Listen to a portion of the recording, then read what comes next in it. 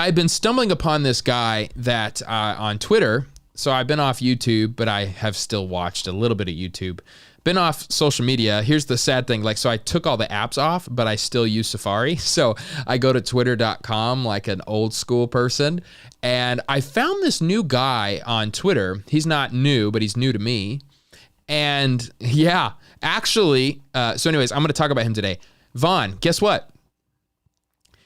My name has changed. I don't know if you noticed, but my YouTube channel name has completely changed. I have a heart to make content here, but I definitely struggle. And I'm trying to navigate my purpose in the space. Bro, Trutha, I think this might be helpful for you, what I'm about to talk about. I see us in a lot of the same place in many different ways. So appreciate you, Trutha. I'm grateful for you. Hopefully this is a value to you. And if you can't watch it right now, hopefully it's a value to you on the replay. My name is different. Why? So I am just realizing, okay, it's a moment of clarity for me. And I don't want to get dramatic. Because I never get dramatic. That's not who I am, right? Trey Van Camp getting dramatic? No way. I don't want to get dramatic, but I'm like, okay, time for clarity. I've done 5 years of uploading on YouTube, and it's time to stop messing around. It's actually with church stuff too. The church stuff, I'm like, okay, I've done 6 years of my head to the ground, which is incredible. And I'm not a huge Stephen Furtick fan, but he does have a great message about don't stop on 6. And so I'm definitely not stopping, but I'm getting clarity on what I'm doing moving forward. And I do want to work smarter and harder, but I want to make sure it's smarter. And so one thing that I've changed is my last name. Here's the funny thing. Story time with Trey.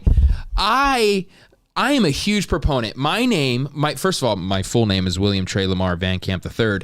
Comment on this live or in the comment section after if you're an OG and you remember the vlog I made about how my middle name actually isn't my middle name. Comment below if you remember it or if you remember the vlog. Okay, so I am the one who is huge on saying Van Camp is 2 words. The rest of my family, for most things, they write it as 1 word. Here's why. Like if I go to hotels, I go, okay, they're like, what's your last name? I'm like, Van Camp. And they're like, you're not in here. I'm like, okay, Camp. Oh yeah, you're here. Because they take the Van and they assume it's my middle name. So they just call me Camp. One of my good friends, Chase Jones, who's also on YouTube, he thought I was related to Jeremy Camp. He's like, it's like Camp, right? Like Van's your middle name? What? No. Van Camp's my last name. Chris Floyd, grateful for you and your support. And I love the conversation we had the other day. Van Camp's my last name. So here's the funniest part, and I'll move on. I have been like on a crusade saying Van Camp is 2 words. It's not, 1. And we pull out the birth certificates of my whole family. I don't know why, but we did. Oh, you do know why if you watch the OG vlog. I bet you nobody on here has seen that vlog. This was like 5 years ago. Anyways, all of the birth certificates have Van Camp as 2 words, except mine, the one who cares about it the most. My birth certificate there's no space. It's just lowercase n, capital C. But I'm recognizing one of the things, I just want to get clarity. I want to zone in. I want to be more effective. And so on my Instagram and on my YouTube, I took Van Camp and made it into 1 word because actually so many Christians have reached out to me and said, hey, I stumbled upon your channel. I was looking for van life videos and they suggested one of yours. And I think it was like my Sedona trip or something. But YouTube probably this whole stinking time for 5 years has been like, oh yeah, he's like a van camp guy. Like he camps in vans and his name's Trey. You know what I'm saying? Like how funny is that? Like the YouTube, it's an algorithm. It's not brilliant. Well, it actually probably is. But they're just like, yeah, I don't know why he's veering from his purpose in his channel. He keeps posting about Jesus and leadership and church planning, but he's a van camping channel. They're van campers. I've always told my wife when we retire, we're going to buy a van, trick it out, and do the van life, and it's just going to say van campers on the side. It's going to be glorious. Anyway, so I did that, made it into 1 word, and that's kind of what I want to talk about today. Not just that, but the importance of branding, the importance of understanding what you're creating. When I came into YouTube, I did it because I'm an artist at heart. I'm a creative, so I love to storytell. I love Casey Neistat's way of doing vlogs, but I don't think it's the future, and I want to talk about that maybe if I have some time. And so I decided, to just make vlogs like him, but a Christian version. And I think I did a pretty decent job at it. The problem was, I guess we'll get into that. But I've taken this last month to really look back and, okay, what works now? And before, when I first started, it was all about just make more. And maybe I'm going to start making less. In fact, you can comment below what you think, but I'm actually thinking about not doing lives like almost ever again. So that's part of my thought, because here's the thing. You have to get to a point in life. A great man of God, Dr. Crawford Loritz, he said this at a conference I was with, and he looked at me. So I'm going to say he told me. We locked eyes a few times. He said, from your 20 to 40, your primary way to lead is by learning. From 40 to 60, the primary way you lead is by leveraging. From 60 to 80, your primary way that you lead is by leaving. And leaving means, you just keep empowering people and just kind of let other people take the stage. And so my job in my 20s so far has been to learn. And I think a big way that I've learned since 25, picking up a camera, is just to make a ton of videos. I have done a lot of vlogs. I have done a lot of Q&As, Q&Trays, a lot of documentaries. I've done a lot of entrepreneur, which simply means like leadership stuff for those who are doing startups. I've done a lot of videos. In fact, I think I reached the 750 video marker not too long ago. You can check my channel now, and I unlisted a ton of videos, a lot of videos, because I'm like, okay, what is my strength?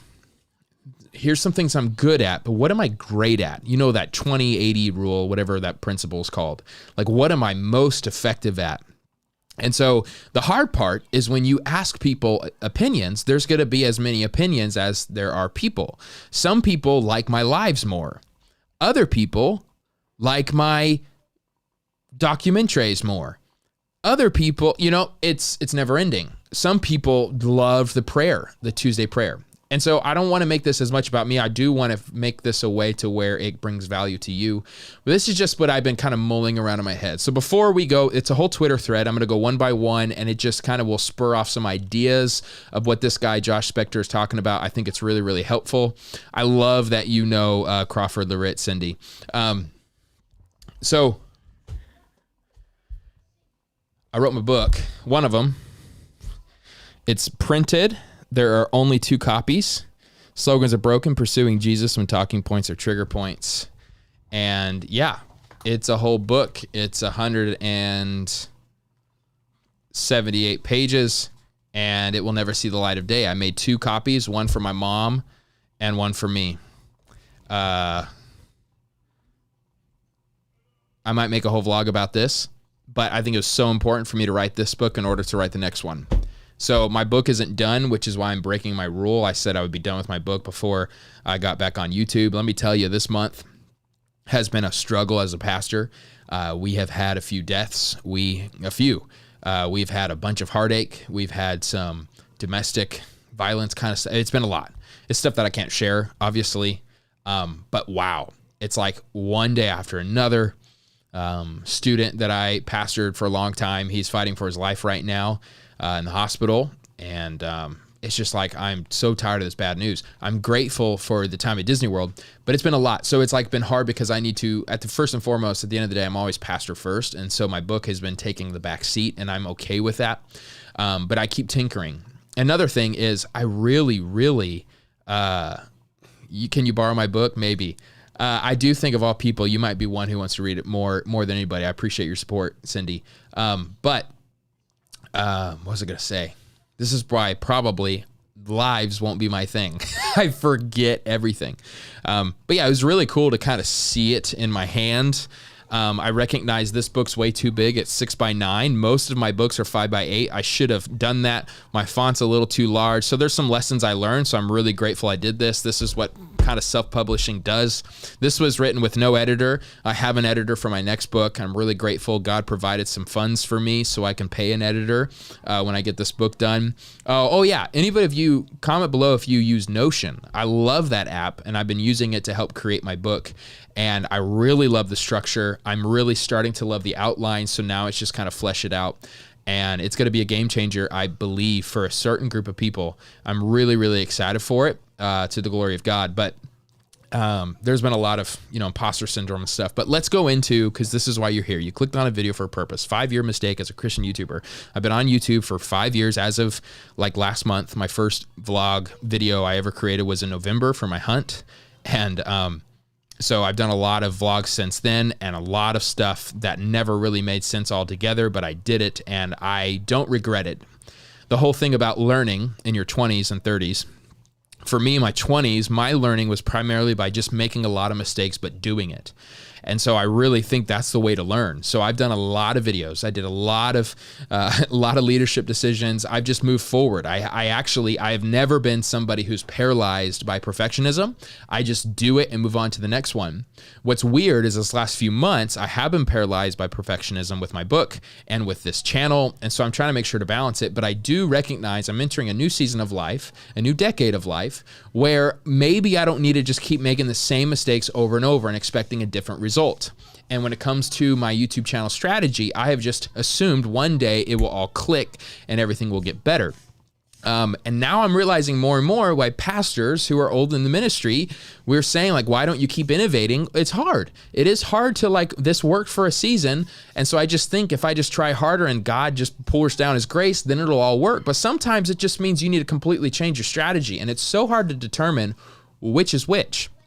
I love to say true faith keeps sowing even when nothing seems to be growing. But at some point, you got to go, okay, is there a better way to grow this seed? And so that's where I'm at. And so I'm very grateful for some of this revelations that I've had. Notion is amazing, guys. Notion is so fun. I love it. You're going next week? How fun, Vaughn. That would have been so fun to run into you. We did everything that we wanted, and we took naps every day. So the crowd for us wasn't that bad, but I had no kids. Don't judge me. Now, this guy named Josh Spector, let's jump into it. Josh Spector, I don't know how I found him, literally. I think somebody retweeted him. That's the beauty of Twitter. And so he is, here's what it was. I follow Matt Diavella. He has a newsletter, and he says 20 writing tips or something. And so I read his blog, and then I started following him. That's how it is. Josh Spector's brilliant. That actually, I can do a whole other episode about his 40, but maybe I won't do lives again. I don't know. But he has this whole thing about the 40 writing tips, and it has legitimately helped me in writing my book. So I started following him on Twitter. And so here's what he says. There are certain core concepts I found myself telling creators all the time to help them grow their audience or business. Here they are. I'm interested in growing my audience. I'm interested in growing my quote unquote business. I started a church plant. It's not a business, I know, but I'm interpreting, contextualizing here. Number one, this is very helpful, and I agree to this. Focus on output, not outcome. So many times I've been discouraged in my YouTube journey because my goals have been outcome-based and it need to be output-based. Look what he says. Because output is 100% in your control and outcome is never in your control. I so believe that, and I have learned that the last 6 years of planning a church and the last 5 years of being on YouTube. There are seasons where God just breathes in his grace, and it was nothing we did, nothing we changed, just God was providential, and things started happening. Other times, I worked my tail off. I was convinced this new series would bring in the new people. This strategy, this event would help create room for more baptisms. All of this stuff, just working day and night, night and day, putting in overtime, and nothing significant changes. Nothing on my channel. There was a time where I was putting a lot of effort into my vlogs, and then it would just get the same amount of views as the vlogs that I barely edited at all. That's frustrating. The outcomes are not in your control. So, for example, publishing 50 newsletters is an output. Getting 500 subscribers is an outcome. I struggle with this. I am somebody who is really trying to add faith into my life more in the sense of dreaming big. Somebody asked me yesterday, hey, if I gave you X amount of dollars, which was a large amount, what would you do with it? And I was ashamed that I did not have an immediate answer. I'm not somebody, I guess, because I've been beaten down by church planning and start trying to get a channel going for 6 and 5 years, that I kind of stopped dreaming. I kind of stopped assuming some miracle would come in. I stopped assuming any outcome would happen. I think it's because when I started, everything was outcome based. My goals were 200 baptisms. But at the end of the day, that is an outcome that I'm not in control of, especially in my theology. I believe it's the Holy Spirit who saves a person. So I don't know, But I can do an output where I need to be sharing the gospel every week. I need to be having some gospel appointments. I need to empower my people in sharing the gospel. That has a quicker way of producing those 200 baptisms than just putting it out there that they will have 200 baptisms. There's been times where I said, I'm going to get 10,000 subscribers this year, or I'm done. In fact, I said that about 2022. I'm saying if I don't get 10,000, I'm out. But now I'm like, okay, that is such an uncontrollable variable. What can you control? And so I'm in the middle of processing what are my outputs this next year in 2022? What do I want to get done? I don't know how it's going to be received. I want my book to be done for sure. And I want my new strategy to be completely in place. I have a new look. I have new thumbnails.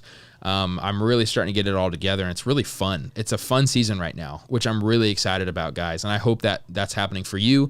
Try to, if you want, join Patreon, go to supporttrey.com. I'm going to be really pouring into that over the new year. That's a big part of it. I just want to help you guys where I can. Love you too, Trinity. Thanks for telling me that. Mwah. Yeah, you're a sweetheart. All right, number 2, don't sell more, sell different. Even if people love what you create, it's unlikely they'll pay for more of it. That's huge. There'll always be people that say, man, I love what you do. This may be a side tangent from what the point he's making, but I'm always like, I'm going to keep doing it because those 5 people keep telling me how much they love it. Well, just because 5 people love it doesn't mean the 5,000 that you need to change your income, to change your life, maybe they don't like it, but because of those 5, you're using that as a crutch, right? It's more likely they'll pay for a different but related creation. Most creators who sell subscriptions offer more, not different. That's why most fail. And my work ethic, I just generally... Let me just fix this real quick. Okay. Land is better than world. All right. I have a whole video on it. I think I unlisted it because of my content strategy, but me and Jason fought it out. Trust me. All right. Let's get back to serious stuff. All right. For 5 years, I just try to do more.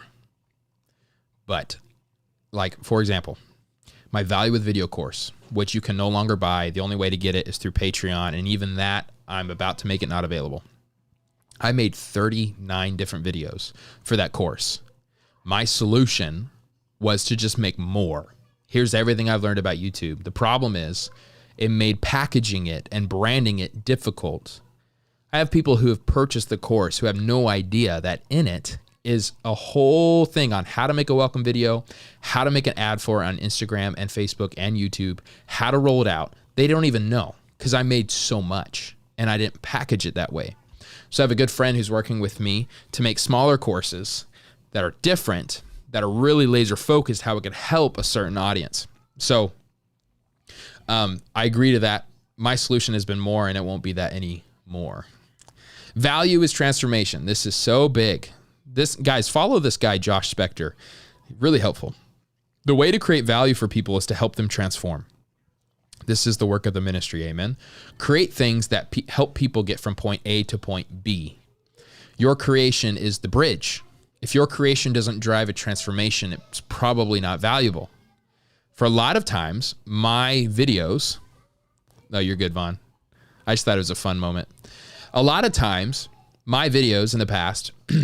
were about my life, which I think there's value there. I know Alan Parr recently made a video that said if Christian YouTubers are just sharing about their life and not theology, then don't follow them. And I kind of had a problem with that. I understood what he was saying, but I think it could be misinterpreted. His other 2, I was totally on board. Alan Parr's great. I'm not here to make any drama. I'm not about that. But I think there's value in sharing your story for sure. But a lot of times my story, I think the only value was for me to get it out there, and it wasn't really valuable for the audience. I didn't connect the dots for people. It was more whining than anything. And so I think some of my vlogs, some people really reached out and said, thanks for being vulnerable, but I don't know if I actually provided value. I think I just, just kind of treated myself as the victim and allowed people to just kind of be sad with me. That's not helpful at all. So really keep thinking. That's a great point, Cindy. No matter what, 5 people may just love you no matter what you make. So don't make your decisions off of them.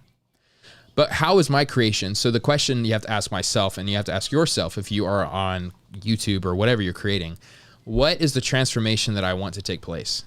This changed the way I pastor. I wouldn't admit it, but when I first started, my goal was just to grow a big church. like I would say, baptisms and all this, of course, but like what I wanted was just more. My pastoring, my shepherd's heart really came out when I recognized, okay, what I want is transformation in Christ. I want people to engage. I want them to pursue life in Christ, but also the lifestyle of Christ, and to do so in the city. And so that has completely transformed the way I lead people to transformation. I'm focusing a lot more on habits than I used to. I'm focusing a lot more on my series packaging, and the way that I preach is totally different because I'm looking for a certain type of transformation, You agree too? Okay, I wondered that too about Alan Parr. Yeah, I love the guy, but I was like, nah. But again, I get it if it's a certain type of genre that he's talking about. So what transformation are you looking towards? So something that I've noticed, I first made my vlogs because I wanted to show pastors are real people, and I wanted to document my life, and I wanted to really encourage non-believers, maybe as a bridge to make them start to come to church. Here's the reality. That kind of happened, but not a ton. And so I need to recognize that, okay, this may be what I want to do, but I've learned in my 20s, this isn't what I've been blessed to do. That's huge. I don't want to be rude, but I've seen some great people. I've seen amazing people do some strategies on YouTube that the strategy itself is good, just not for them. Just comes across weird, comes across as they don't have authority to do it, comes across as whiny, So I'm thinking more and more, what is the transformation I'm offering to people?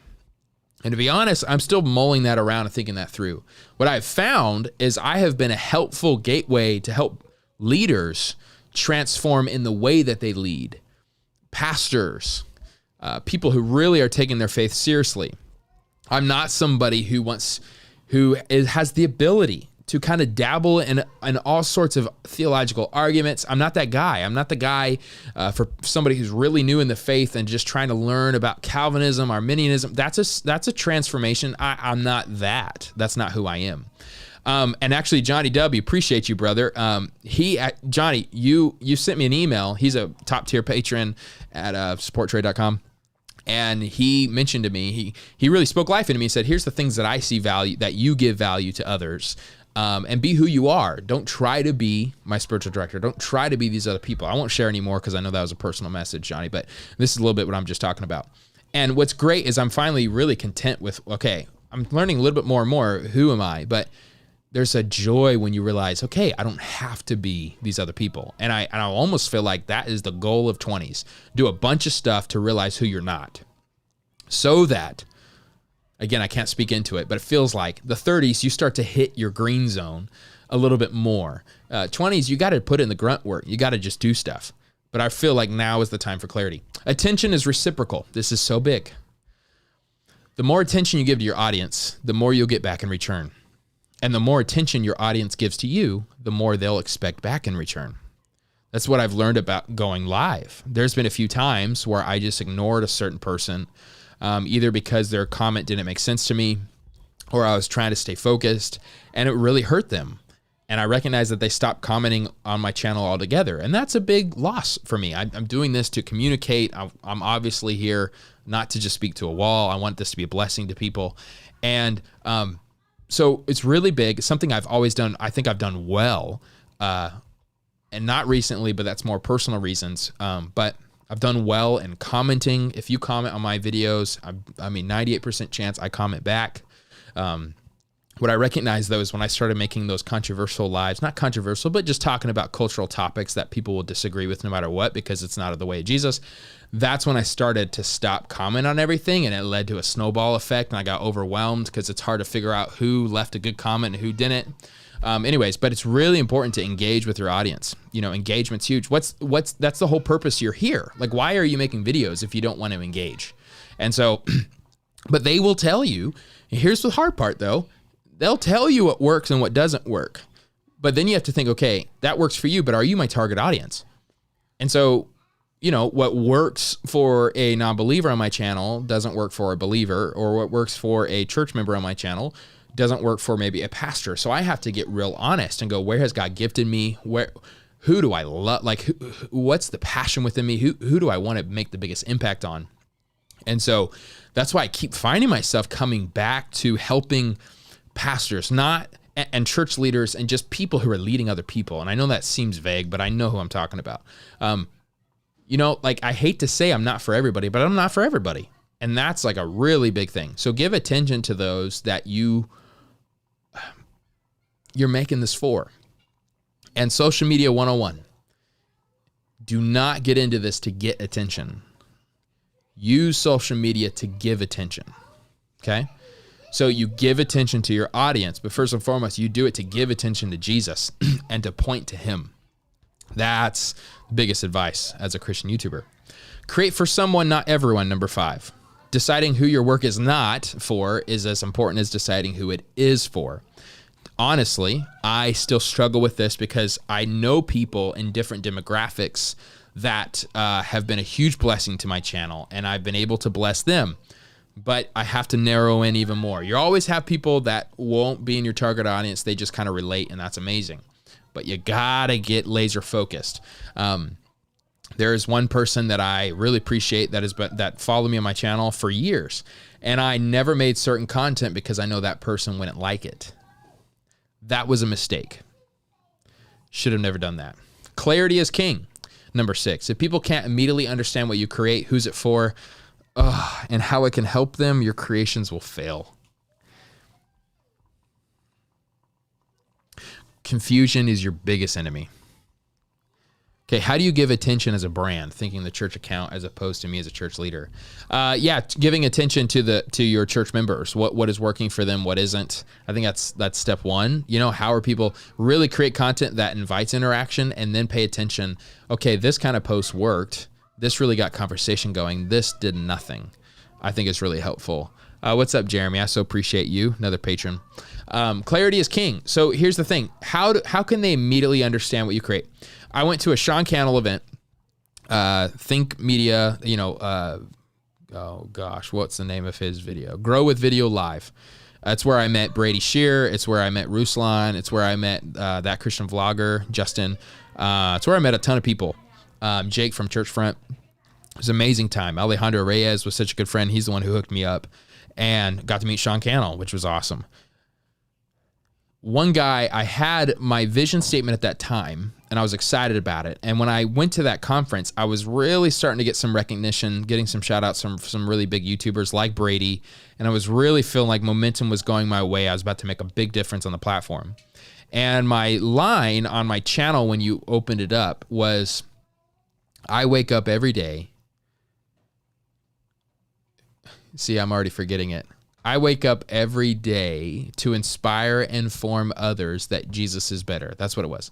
I wake up every day to inspire and inform others that Jesus is better. So my inspire was like my vlogs, and my inform was like my teaching sessions. And I thought it was brilliant. And the guy who was like the expert too buddy was like, this is terrible. And he's like, just say teaching about Jesus. His answer was stupid. I was like, this dude, like, he was like, say the word evangelism. I'm like, I don't want to do that. So I didn't necessarily agree with his solutions for me, because I feel like he wasn't even a Christian. He didn't know what he's talking about. But I think he was right. Like, how do they go onto your channel and right away know, here's what they do, here's what they don't do. I am fitting in their audience. Here's how this is going to help me. And it's one reason why there is a good argument to kind of create, one type of content. When I do lives and then vlogs and then teaching sessions, I think there's value to it. I just did a video recently about how Becky and Chris kill it at that, and I think that's true. And part of me wants to do it that way. But the more you do that, the more your channel, when people click on it, it's confusing. And it's like, what's this for? And who are you? So I've had a lot of people say, hey, do this because this is what Mike Winger does. Well, I don't want to be Mike Winger. I'm grateful for him. I know I'm not him.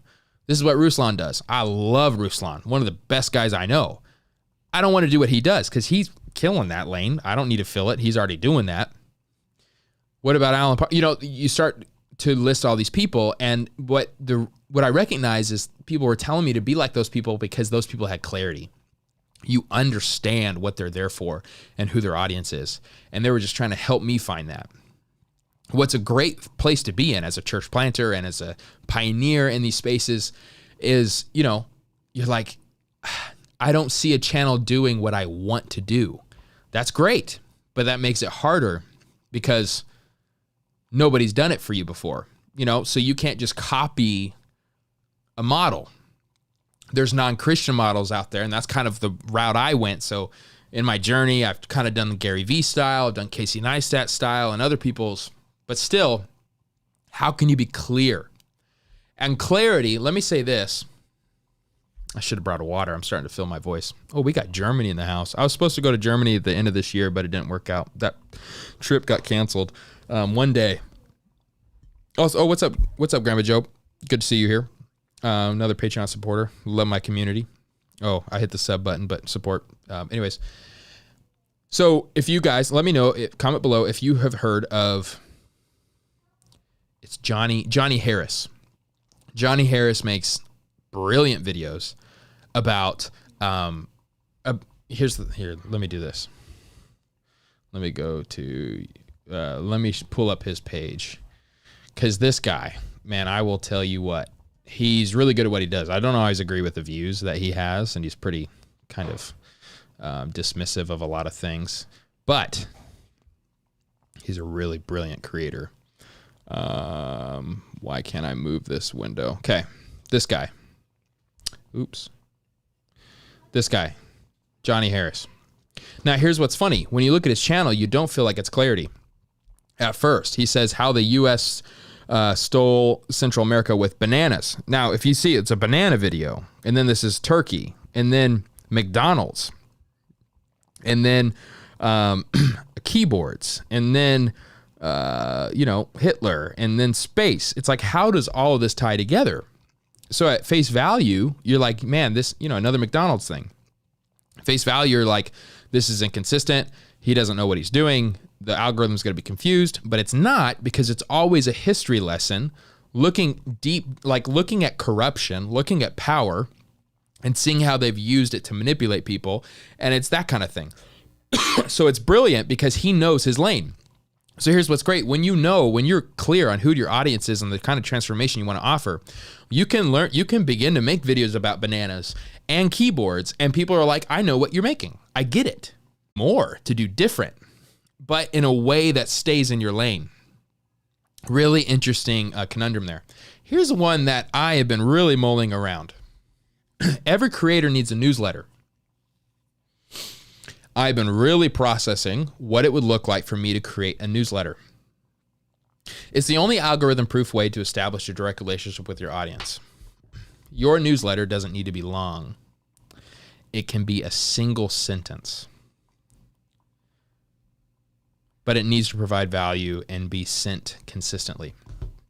Josh Spector, he has a newsletter that I'm a part of, that I follow, and sometimes literally his newsletter is one sentence long. But here's the thing, it's always valuable.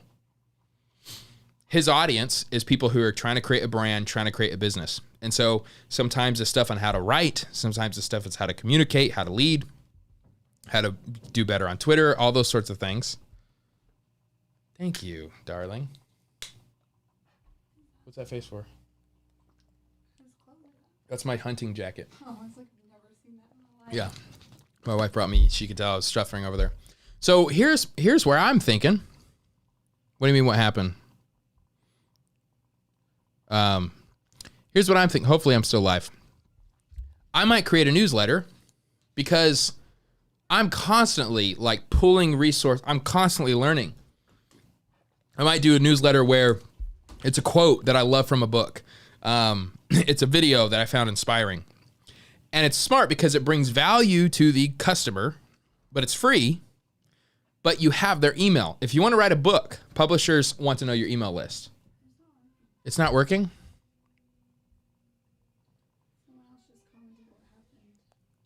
Oh, no.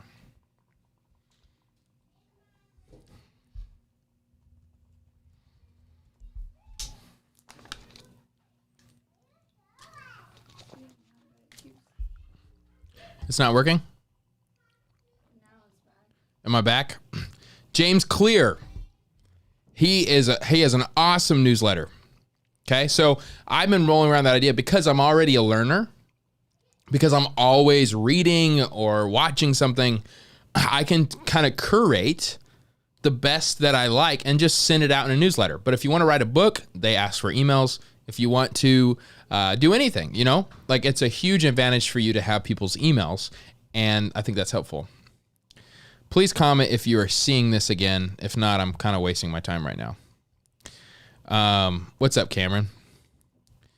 Okay. If you're struggling to grow your audience, you need to do one of two things: do more or do less. Every creator struggles with one of these two issues. Figure out which one's holding you back and adjust accordingly. Trey Van Camp has never struggled with doing more. I always do more. And so that's why I took a step back from YouTube, because is anybody seeing this?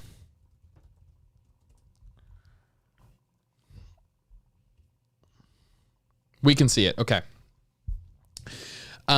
But I'm learning I need to do less, because the more I do, the more I create, it's actually taking away from my skills of being an editor. I need more time to do that. It's taking away from my ability to think through the right thumbnail and the right searching title and how it best helps my audience. I've actually learned what I need to do more of, because I can do it. I have the skill set, is I need to write a script beforehand. I need to spend more time on B-roll. Those types of things I can do, but I never do them because I'm pumping out videos. I got to do the next one.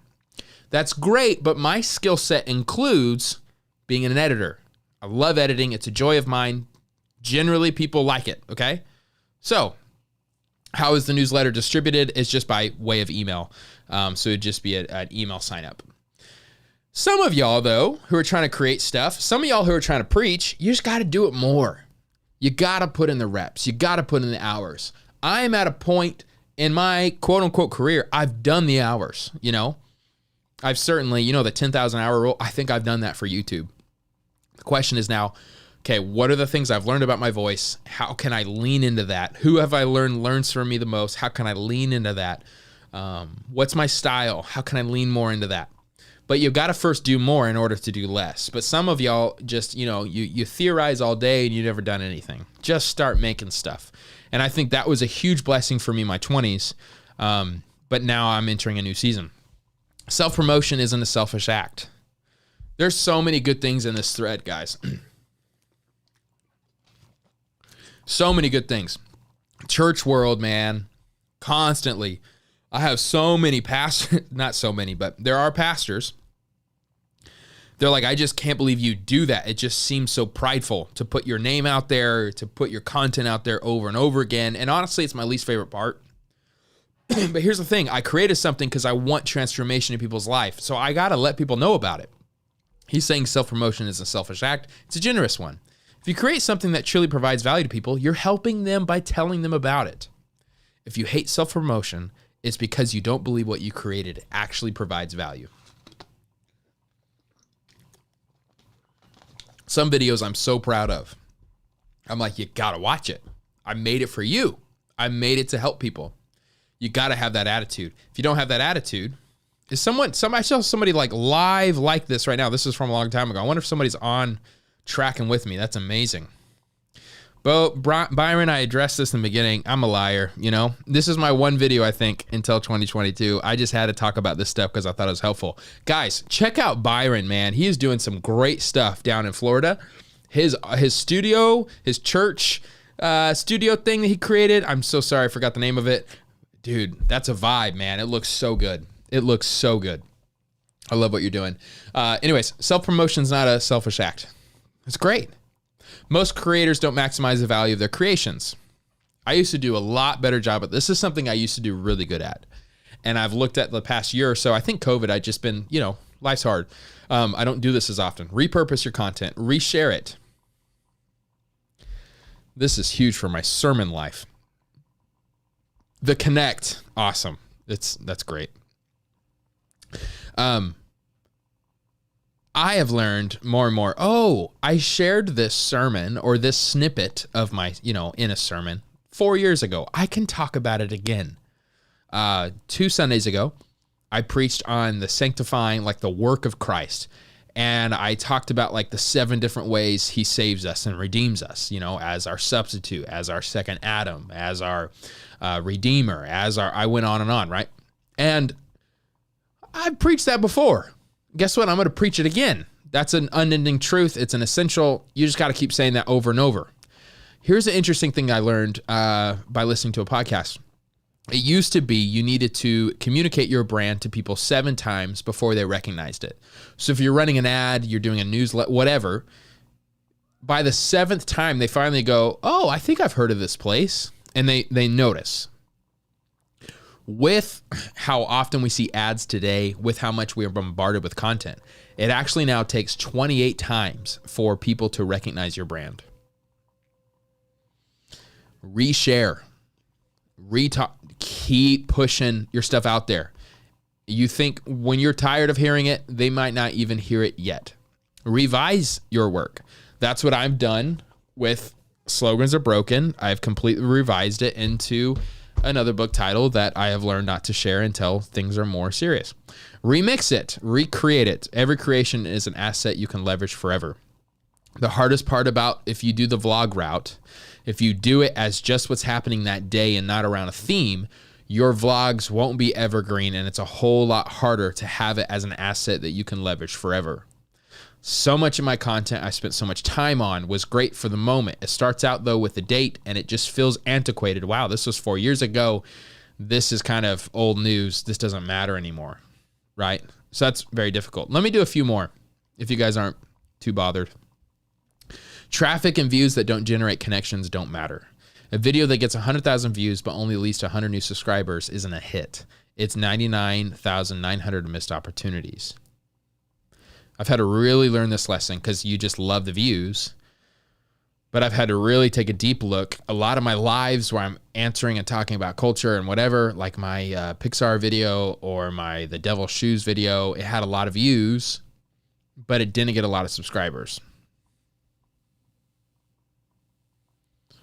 You know, I love this. I bake, and while it may not be exactly what you're talking about, this does also help me. Good. Praise the Lord. Shout out to your baking for this Christmas season. So you can't chase those kind of fake views, the fake value. What is bringing people into your ecosystem and your community?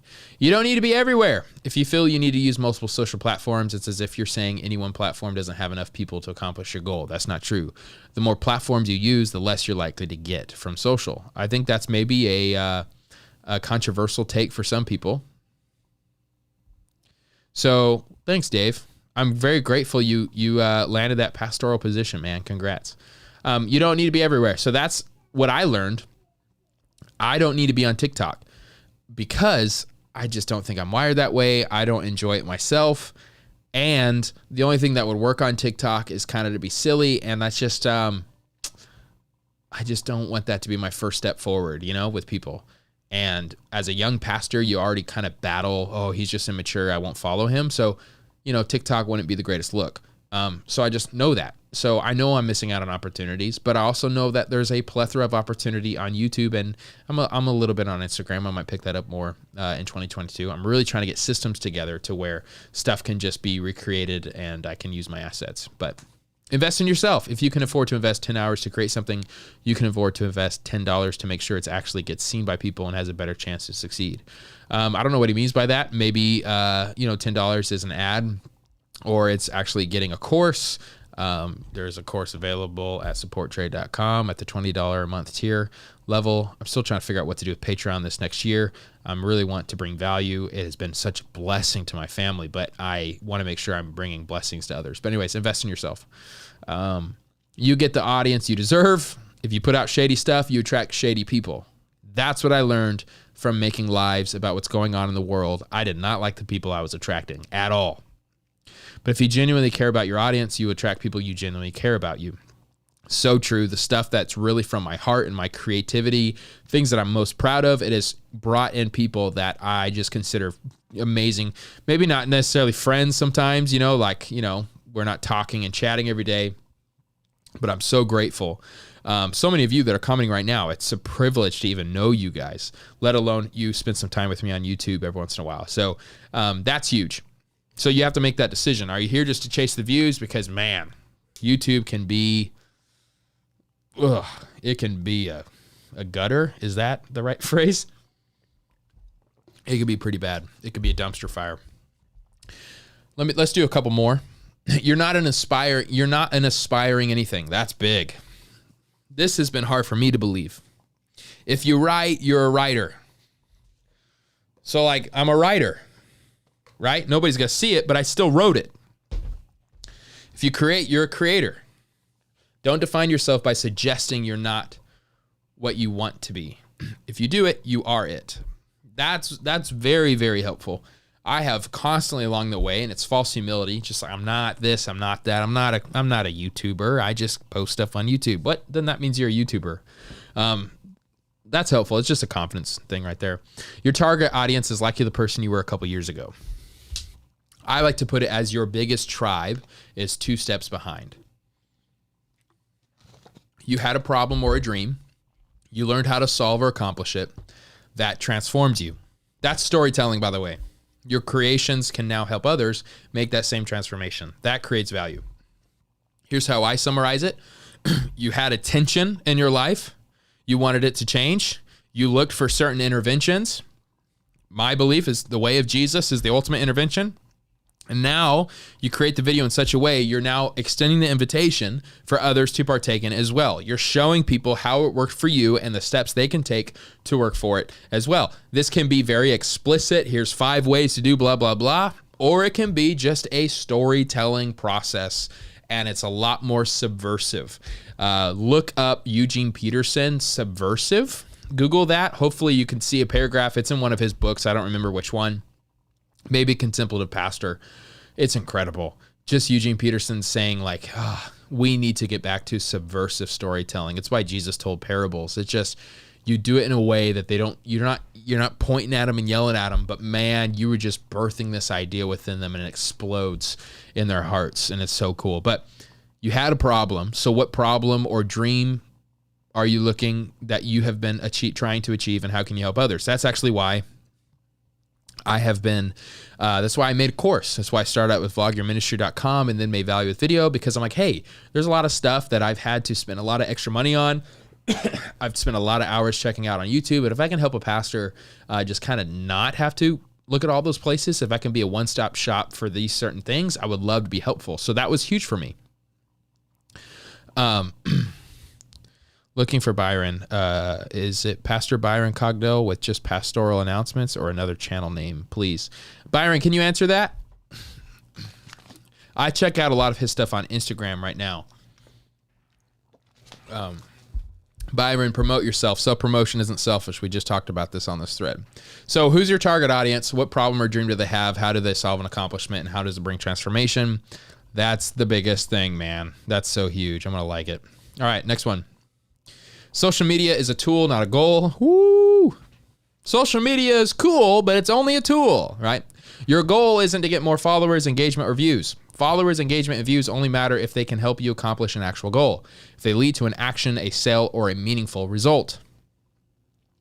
So that's the question I'm asking myself right now. What is my meaningful result? What am I trying to quote unquote sell? What's the action I'm trying to lead people towards? If I don't have one, this whole thing's a waste of time. This is about transformation. The easiest way to grow your audience is to connect to an existing one. This is actually one reason I'm grateful for the community that I have. We have some Facebook groups, Value with Video and Vlog Your Ministry. And so they've been able to connect. My Patreon community has been able to connect with each other, and it's a whole web of relationships. Find communities where your people hang out and become an active participant in them. Don't just show up and promote yourself. Yes, build relationships. Don't meet people come to you, go to them. Perfect timing, David Rowland. David is amazing at this. David doesn't jump in. He's got a channel. He doesn't jump into my groups and go, watch this, watch me. He contributes. He comments on other people's videos. He is an active participant. He's a commenter. And so naturally, like for me, I was like, let me check out this guy. He's a good dude. That's one-on-one, man. In networking, connect to an existing one, but do it in a way that brings value to that group, not in a way that you're just, oh, here's with people that have some views that I can grab.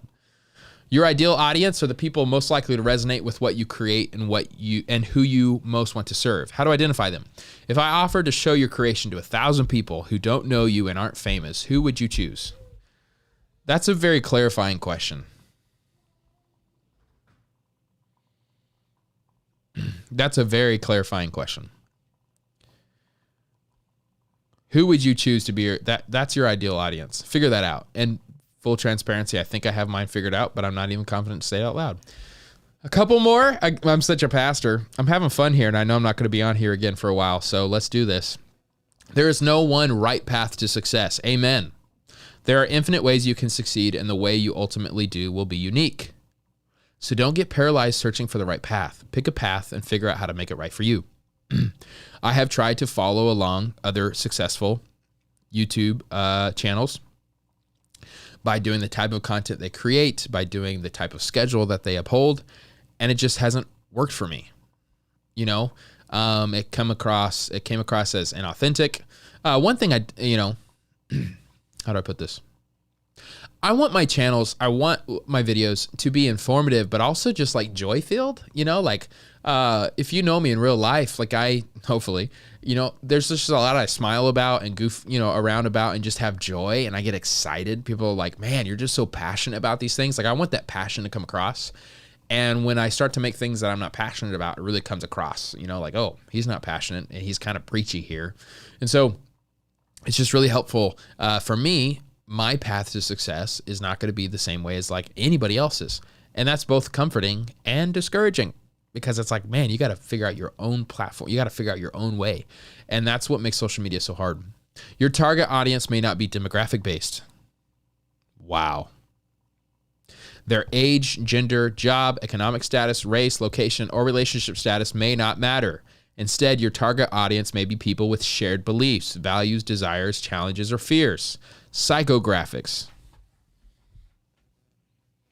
I wish more people talk like that in the church planning world. I get so frustrated when I started planning a church. I said, what kind of church do you want? I'm like, I don't know, people who love Jesus. You know? And they're like, no, like, give me, you know, they call it Saddleback Sam. Or what's another one? You know, Transformation Church Todd or whatever. You know, it's like you're supposed to have this person. Oh yeah, this 30-year-old that's middle class with 3 kids, and you know, still trying to figure out his vision in life. That's kind of boring to me. I want a multi-generational church. I want people that are cross-cultural backgrounds. I want people who have totally, who are unchurched, de-churched, churched. That's beautiful. Our values are the way of Jesus, right? Our values are upholding the Bible. Our values are being creative in different things that we do and not being afraid of innovation. Our values, right? We never give up. We never stop learning. Those kind of things. I love to bring a community together through that. And that's been helpful for me in church planting life. And here's a big mistake I made in church planting life. When I would pitch my vision to investors and to potential new people coming to my church, a big vision, a big mission of ours, and it still is, was our college ministry, to really mobilize them, raise them up, and send them out. So like our goal is like, hey, you're going to move somewhere anyways. Let's like help equip you with just gospel transformation. Let's show you the way of Jesus. And then when you graduate, take that job in India, take that job in Spain, you know, like go somewhere for the gospel of Jesus Christ, or go across the street, but we want to help equip you to become a missionary. And so, but when I shared it that way, it came across as our target demographic is just college students. And so families would come, and I would say every week, which was partially smart, keep dropping the vision. I would say every week, college students. And so then people start saying, I can't go here. It's a college church. Meanwhile, look around. We weren't primarily college students at all, but they were a target focus of ours. So I had to, okay. How do I talk about college students without disparaging other generations? How do I really show this is multi-generational? That's a really hard balance. It's very difficult. But a lot of church planting wisdom today would say, just focus in on this one generation and you'll happen to get all the others. I mean, they're probably right. They have way bigger churches, but I just don't want to do it that way. Yeah, that's not for me. Cameron says, I love your vlogs because you meld story and passion and teaching introspection really well. Thanks, Cameron. That's my favorite thing to do. So that's what I want to zone in on more in 2022 again. But I'm having fun with this live right now, so now I'm questioning everything. Your audience is your brand. It doesn't matter what you say your creations are or do. It matters what others say about them. And when people discover you on social media, their first impression of you is defined as much by the kind of people who follow you as it is you. Truth bomb. See, I mentioned Spain for a reason, Jordan. I love that I get to connect to Grandma Joe because of connection here. Yeah, I love that, Cindy. That's so cool. Yeah, the crew, man. That's why lives, like this right here is really important. Seeing the comments here kind of communicates the values and what this channel is all about. What's up, Luke Perkins? That's somebody who I've been able to talk to, since he's stateside. We've been calling each other a lot. That's been so fun. Make the lives more scarce, but don't completely eliminate them. So I thought about one idea is to go live, but then just unlist it 24 hours later, and it's available to my Patreon. But that way, when you go to my channel, it's not confusing. It's one thought I had. Okay. Don't obsess over meaningless metrics.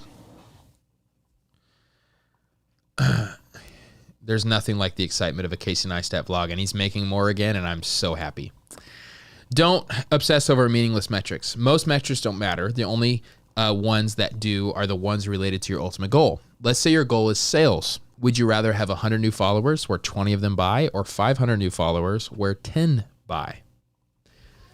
I've had to learn that lesson. I have a powerful community because when you look at the ratio of people who, from subscribers to viewers to Patreon supporters, it's insane. Like, not insane, but it's pretty stinking impressive. And so I've learned to be really grateful for that. Like, what a great zone to be in. I've seen some people with 1 million subscribers, they can't sell anything because they just haven't connected with their audience that way. And it's just all over the map. So that's really important, and that's really good. So how can you really, I'm going to toot my horn real quick. And in 2019, it was the very last sermon. I was casting vision for 2020. And it was this time everybody was saying year of clarity. Isn't that so funny now? And 2020 is the year where we're going to see the vision come to fruition. Everybody had a vision. I mean, you're supposed to do a vision sermon at the beginning of every new year, pretty much, whatever. Mine was Mary had a different metric. And I started out with this illustration. I think it's really helpful. I just read Bob Iger's book. Is that his name? Yeah, on his life, his biography, with Mickey Mouse and all that.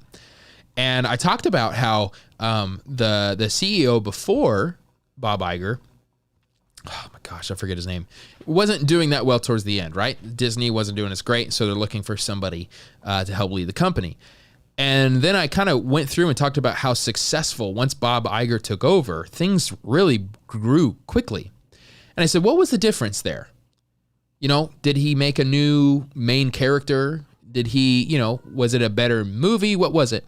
And I said, it was the same Mickey, but they had different metrics of success. So the CEO before was focusing on the wrong metrics, and so therefore the whole company wasn't growing like they grew to expect. Bob Iger came in and he said, here's the 3 metrics we care about. I think one of them was about going international. The other one was making sure the movies connected with the park. And you can go look it up. I did it in a sermon. It was 2 years ago now. But I said, same Mickey, different metrics. Then I tied it into church growth and said, look, we all have the same Messiah, but we have different metrics. Okay, so the problem isn't the Messiah. It's not Mickey. I'm not saying Mickey's Messiah. These are 2 illustrations I'm weaving in and out. It's the metrics that we have. And Mary and Martha, Mary had a different metric. Mary was at the feet of Jesus. She understood this is what was most valuable. Martha, her metric was getting the dishes done and the food going and all that. So we have to really think about with the channel and stuff. I'm just preaching there. Do you have the right metrics? Mary had a different metric. Eisner, yes, right of a lifetime. So I love you guys that you guys know all this. I love it. It's amazing. Oh, what's up, Ivan? Love when you're on here live. We have a new lead pastor and are becoming a multi-generational, multicultural. I'm part of the previous leadership. So how would you bring a fresh multicultural reach to our congregation? That's a great question, Justin. I have not done as great of a job as I think. I don't know your community well, but the biggest thing is you need to have those leaders in the room. So like we have a Hispanic presence in Queen Creek. So number one goal for me was to have a Hispanic pastor on staff with me, right? And so we've done that. So that kind of stuff's really, really important and helpful. So it's you need to have them in the room where it happened. That's a Hamilton reference. Yeah, Eisner and Iger. They had the same Mickey, but they had different metrics, and that made all the difference. Okay. Oh, Brandon. Fangirling, right? I'm like, what's happening? What's up, Brandon? It seems like you're a big golfer, man. Might need to take you up on a golf game. Number 24, you don't get noticed by fitting in. To attract an audience, you need to attract attention, and to attract attention, you need to do things that are different than what everyone else does. You and your creations have unique traits. Find them, amplify them. This is a scary place to be in because as Christians, we still have ethics to uphold. Guys like the one who made the Devil's Shoes video, he got attention because it was so different. Now, what's sad is so many Christian creators and leaders, man, they're making stuff that gets attention and causes a lot of debates and chaos. They're doing nothing to advance the kingdom of God and edify the church, but it gets a lot of attention and a lot of clicks, right? Calling out these false prophets, all this stuff. It's drama based and it's great for views, but it's not great for the kingdom. So that's really hard as a Christian. What makes me unique and different? How can I attract attention by doing things differently, but doing it in a way that upholds our values and our ethics? And so that's why I've leaned into more, okay, when people come, what's the feeling that I give them? What am I gifted at that, maybe other people can't do as well? And so find those and amplify those. And a lot of you have to just do more first in order to find those. Oh man, I was just in Disney World last week and I kept seeing the golf course and I was like, that would be so fun. I would love that. If you ever have a chance, Truth of Talks would be an awesome, excellent guest. Oh, I agree.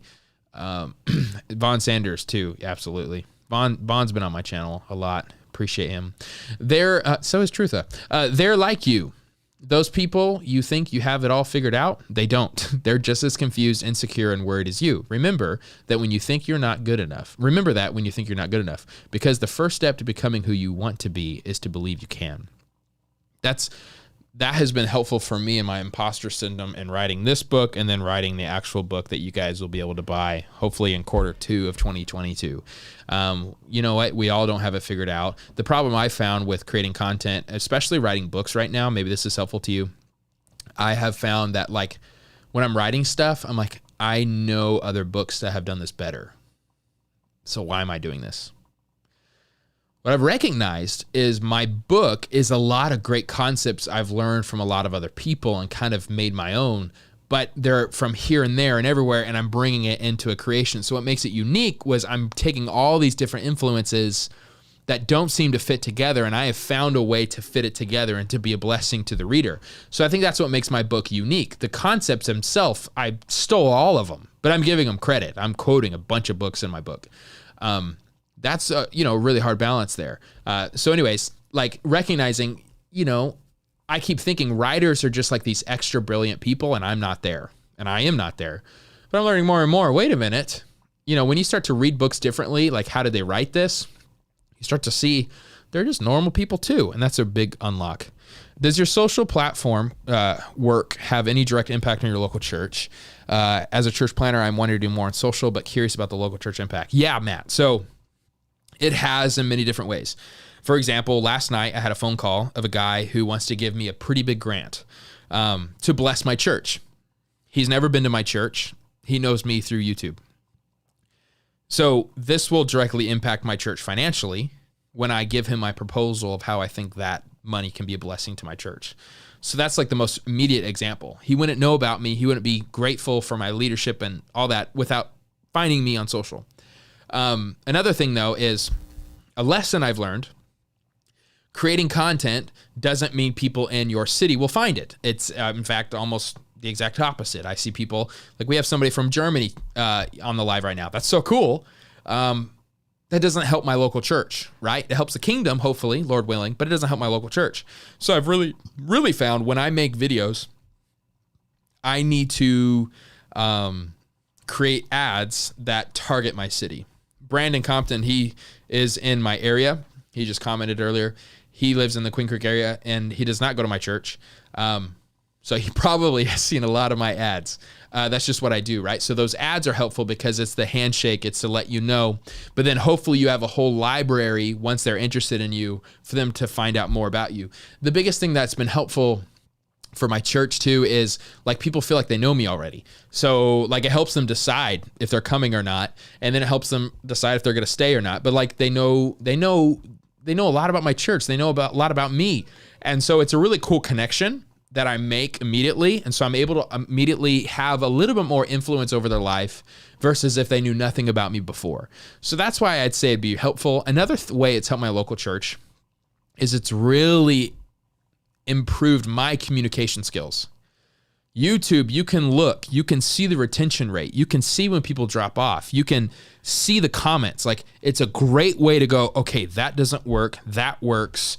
Wow, I need to get better. It's a really humiliating process, but that's been helpful for me just as a communicator. So at the very least, I have learned how to communicate better, to preach better, to write better, because for 5 years, I have been making content trying to change people's lives. If you look at my views and you look at the channel, you're like, nah, I mean, I guess that's impressive when you look at a bunch of other people trying to do it, but there's way more impressive people. I think at this point, there's a lot of value that isn't tangible with metrics for my life. So that's been a huge blessing for me. The difficult thing I'm learning about starting in December is the program is so locked in. Yeah, I bet at church. But yeah, so that's what I would say about that is it's been a blessing. But the only way for it to numerically, specifically grow your church is to pay ad money to target a 5-mile radius from where you guys meet, or else it's almost impossible to grab their attention, if that makes sense. I am back for now. I probably come off and never come back again for a while, but I just, this thread is so good. I wanted to chat about it. I miss you guys a lot. Generosity is an engine for virality. The more you give, the more you'll grow. Selfish doesn't spread. That's a Christian virtue right there, right? So how can I be more giving in my videos? How can I be more giving in my channel? How can I be more giving on my Patreon? That is really, really big. And I think that speaks for itself. Here I go again. Let's do a few more. Isn't this thread like amazing? Like this guy, I can't believe he's giving this away for free. Let me give this lesson. He brought me so much value from this Twitter thread.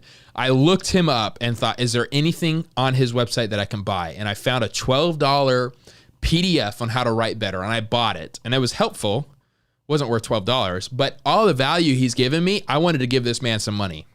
We got to start thinking that way with creators. I think it's helpful. So I'm like, here's $12. Lunch is on me. Okay. So, okay, I will plan to create content and then run ads after there is database to draw from. Yes. And run ads on your most successful videos and things that make sense to somebody who doesn't know you, right? So there's a lot of give and take there to figure out. My favorite thing you do is you balance being spiritual and being intellectual. Thank you. How do you think you balance those two? Those two things I love. So maybe that's why it's just kind of natural and supernatural. But that's the thing. The more I share my passions, the more that comes across and it makes a difference. So I'm passionate about those two topics. And so that's who I am, right? So in closing, said every pastor with 30 minutes left. I know. Just staying on brand, folks. It's not about creating what the masses want. It's about finding the people who want what you create. You don't have to go viral. You don't need millions of followers. You just need to find and connect with your people. My family, let me figure out how to put this. My mortgage isn't huge, but through my Patreon community, which I have 7,000 subscribers and I have 75 patrons. I think it just dropped a lot because a lot of people, I pushed it a lot in December of last year. So then now's the time to renew, and a lot of them didn't renew, it's fine. But I think 70-ish. So it's like what is that, 1% or whatever. With 70 subscribers this past year, I paid my mortgage every month with Patreon. I think that's like a big deal. As a church planner, that's a huge thing. And you look at my channel, it's like 7,000, okay, average 250 views, sometimes 500 views. You look at it and go, but that's money, man. And hopefully it's been a blessing to people. And if not, just honestly stop supporting me on Patreon. That's okay. But that's helpful. So it's not about creating what the masses want. And a big objective of mine when I'm creating YouTube channel, my content is I do want to be a blessing to leaders and communicators.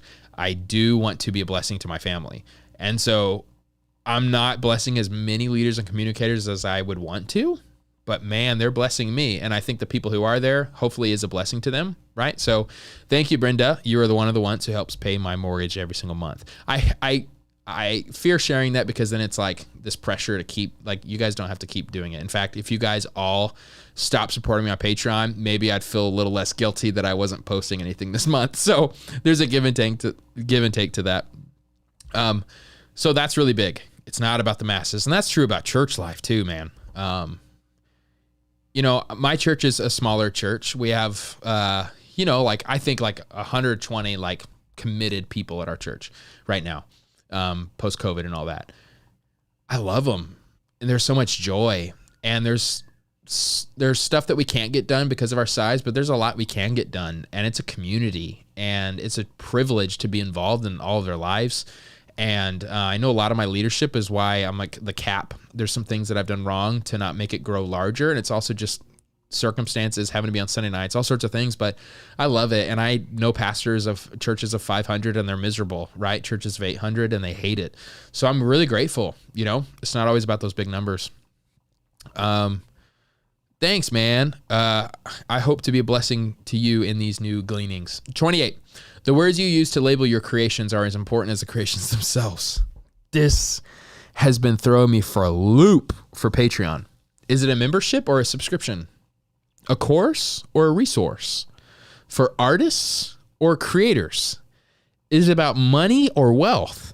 Every word is a choice, and every choice matters. If you guys haven't followed this dude,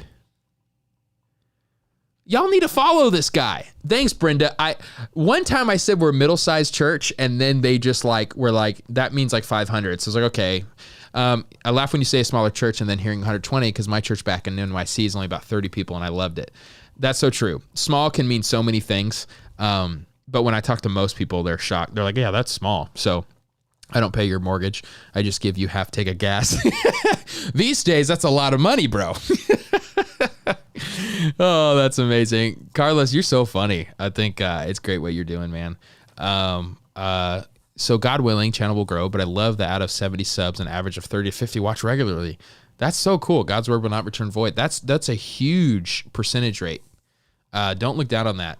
But yeah, so I thought of more with my Patreon. If I treat it as a membership, there is a pressure to, man, I got to keep punching out content for you guys. But when it's supporttrey.com, which is what I changed it to, at the end of the day, it is supporting me in my ministry, both on the channel and off. So it's less, so I can take off November to really revamp my ministry and be more of a blessing. And I don't feel as bad. If it's a membership, I'm like, I got to keep creating content for these people. Matt Diavella, he used to have all sorts of Patreon perks. He just shut down his Patreon because he's like, it was too much. Plus I make more money on all these other things now. I don't need it. So what is the wordage, verbiage you're using? It's very important. Wordage, that's a great word. It's probably not a word. Am I making this for artists or creators or whatever? That's huge. And that's something I've really struggled. I love words. But that's, you got to pick one. And that's been my struggle. When I'm in a talking mood, and some of y'all are in a listening mood. So here we are.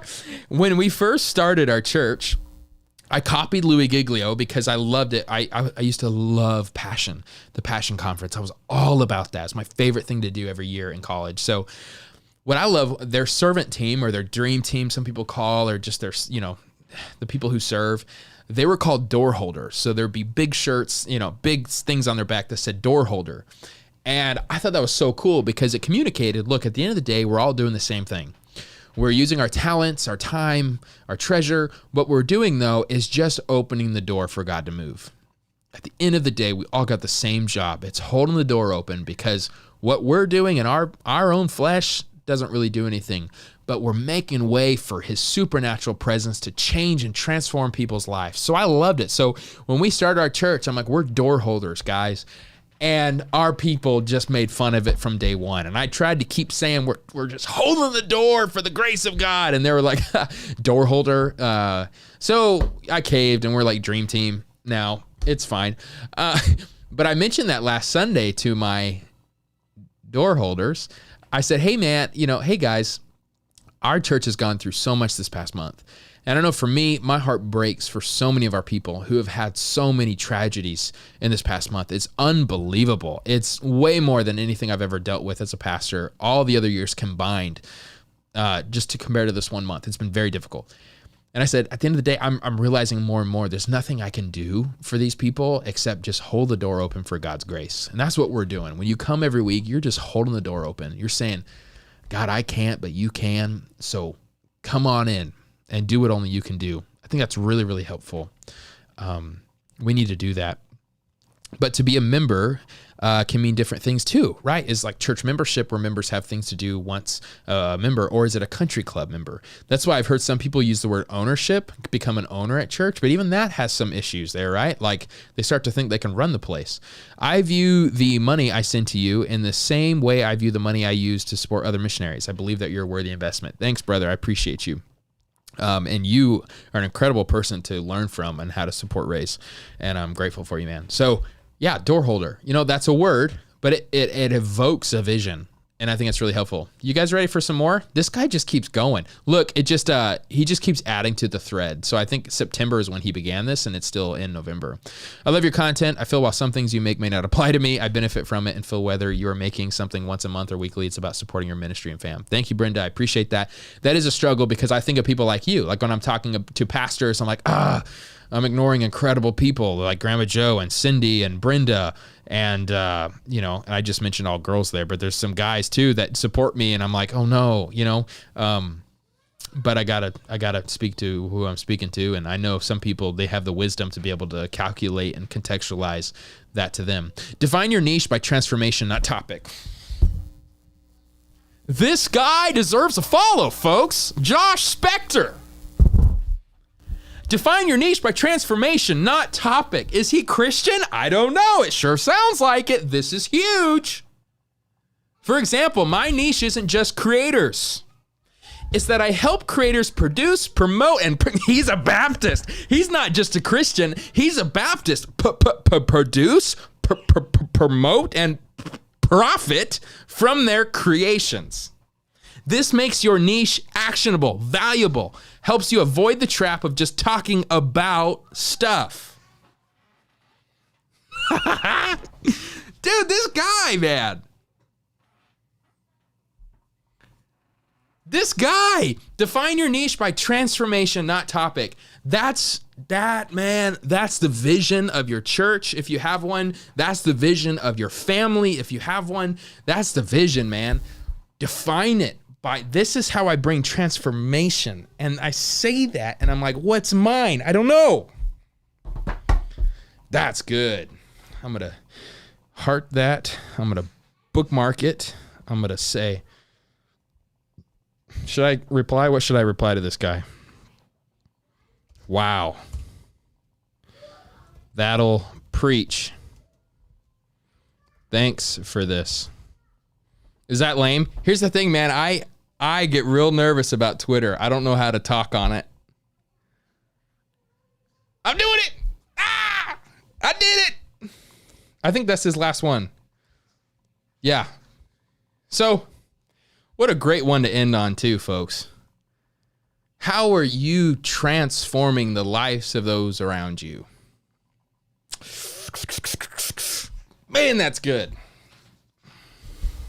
Well, thanks for spending time with me today. Appreciate you, miss you. I